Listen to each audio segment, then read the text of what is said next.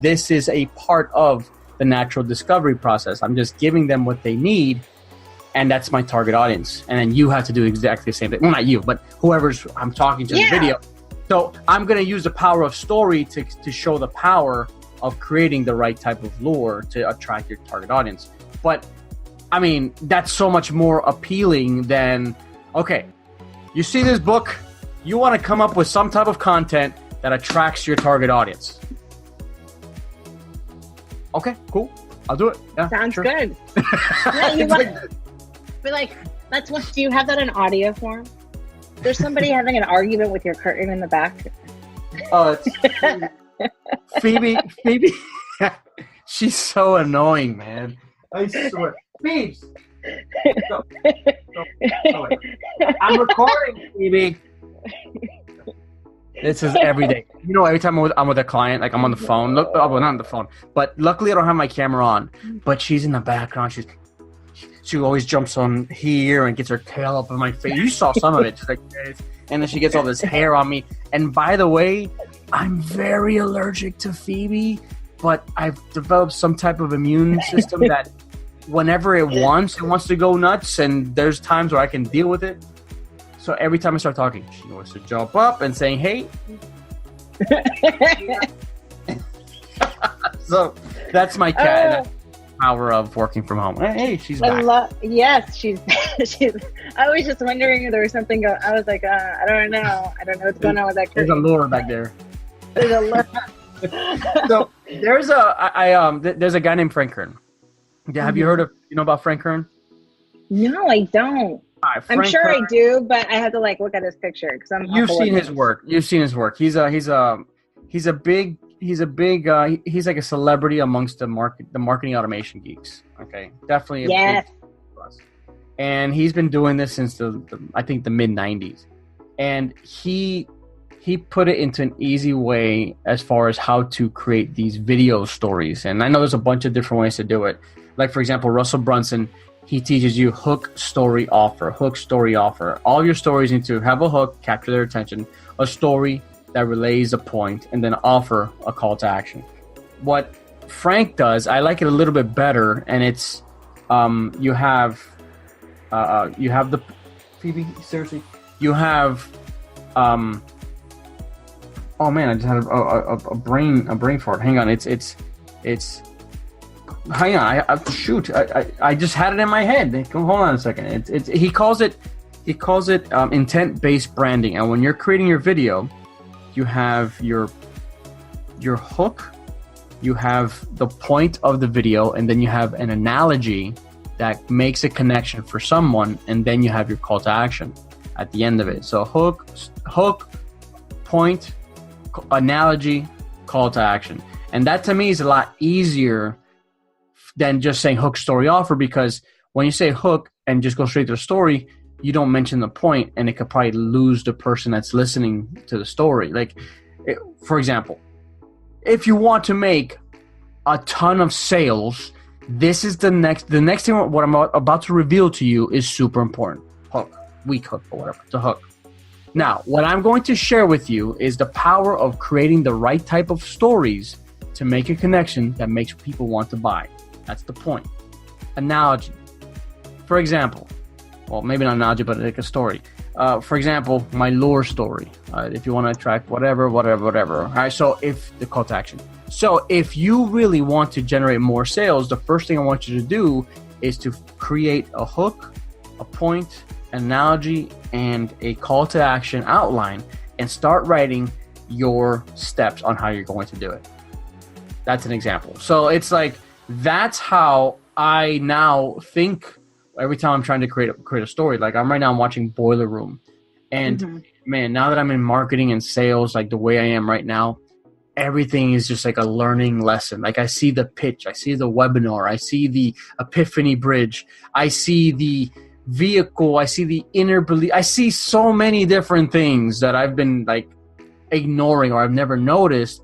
That I'm like, how am I going to get anything done? Now I enjoy watching Netflix. Even Game of Thrones, I'm like, wow, I can see the story here. This is amazing. Story is like beyond the most important thing I have always said so this is crucial, but it's also crucial to make sure that you have the right elements in your story, that you have an introduction, you're not going mid-story. It's it goes back to that delicate dance. Have an introduction, set, and they're both right. Russell Brunson and Frank they're both absolutely correct, in their format, but the story, the element of the story, you have to make sure that introduction is there, introducing the situation for what it is. What is it that you want them, presented, put it on that stage. We're going to go back to elementary school, basically. When they taught us how to write in paragraphs and, the beginning, middle, and end, but it's more like a sales story. So you definitely set the introduction, present the problem, not problem. This is the problem. No, present it in a human form, because humans do business with other humans. We want to know, like, and trust you so we can give you your money, give you our money, and then present the solution to that problem. And if you have a multifaceted problem, state one problem at a time, and with that one problem, add the solution. And then the one thing that we all forget is the call to action. What do you want me to do with this information?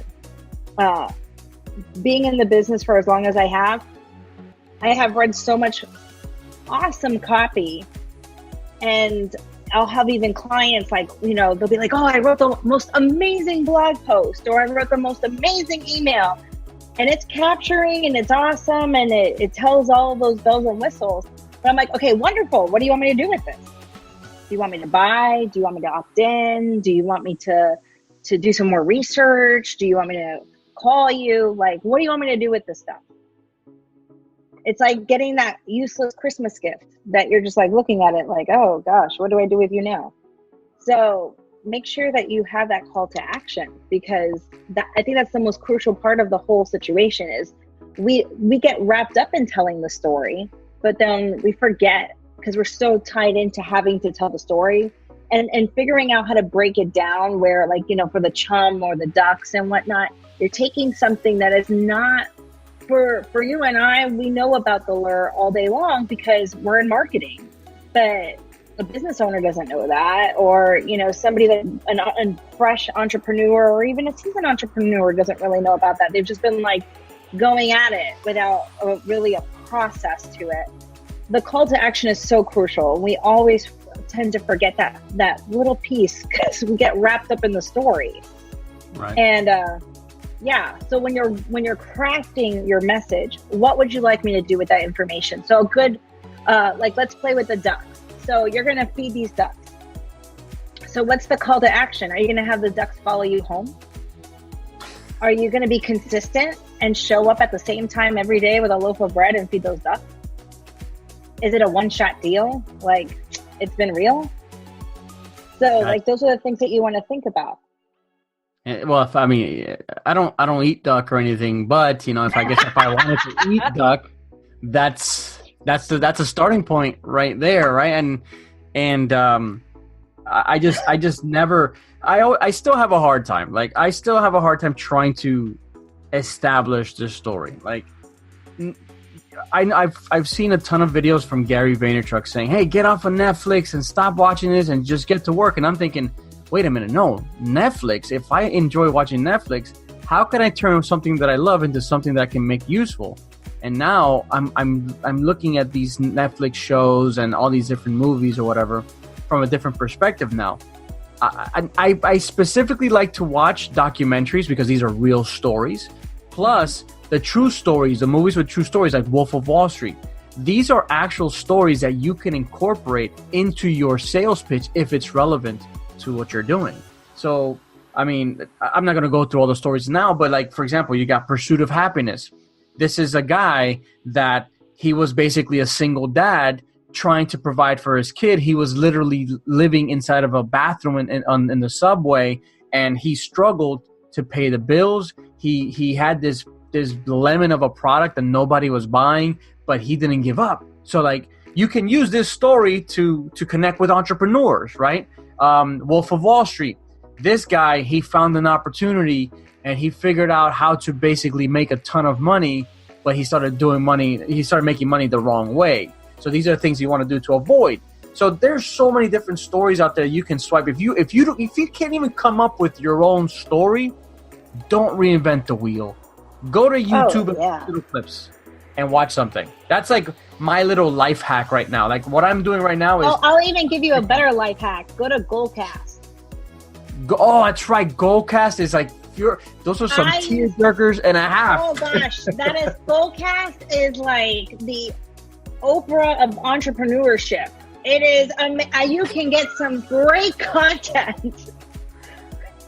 Man.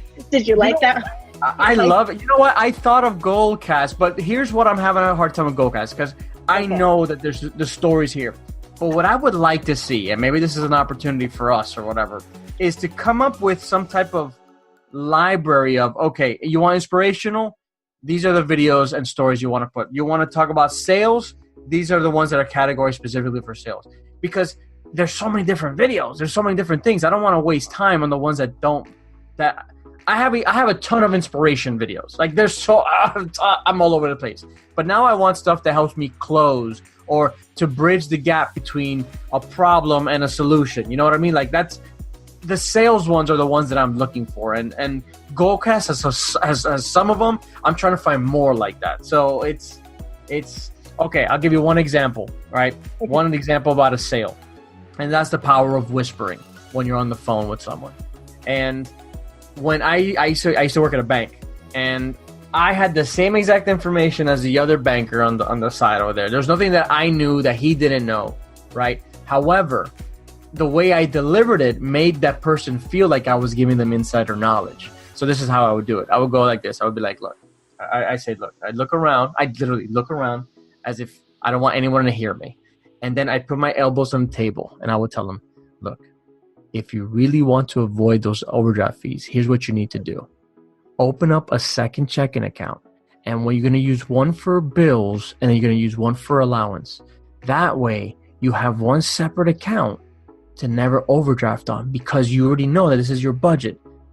Okay, so do whatever you want with that information.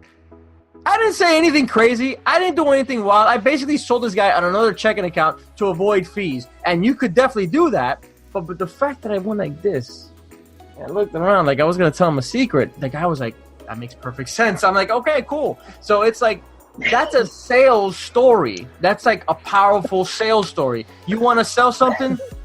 Look around, put your elbows on the table, and tell them, look, if you really want to generate more sales, what you got to do is build a funnel.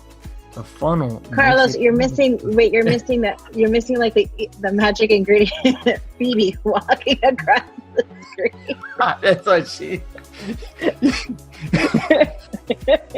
Gosh. So yeah, the missing ingredient is look around with which these are actually great things to do when you're on stage and you're in front of a room too. Pause. People like blow through the speech. I'm guilty as charged. I'm a wild introvert. I know that's like really, Miley, but I am quite the wild of an introvert. And when I have to talk, I have to remind myself to pause, to slow down, to lower my voice, do the whole look thing. Keep your body language open. Body language is so important when you're delivering the story, whether it's on video, whether it's in person.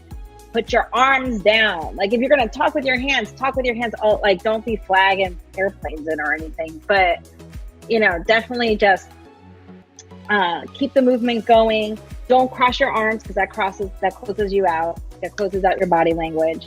And don't wear anything wild. Keep it to a minimum because you don't want them to be analyzing your outfit all day long. You want them to like really listen to you, because that's the fun part, is that they're really learning about you, not about what you're wearing.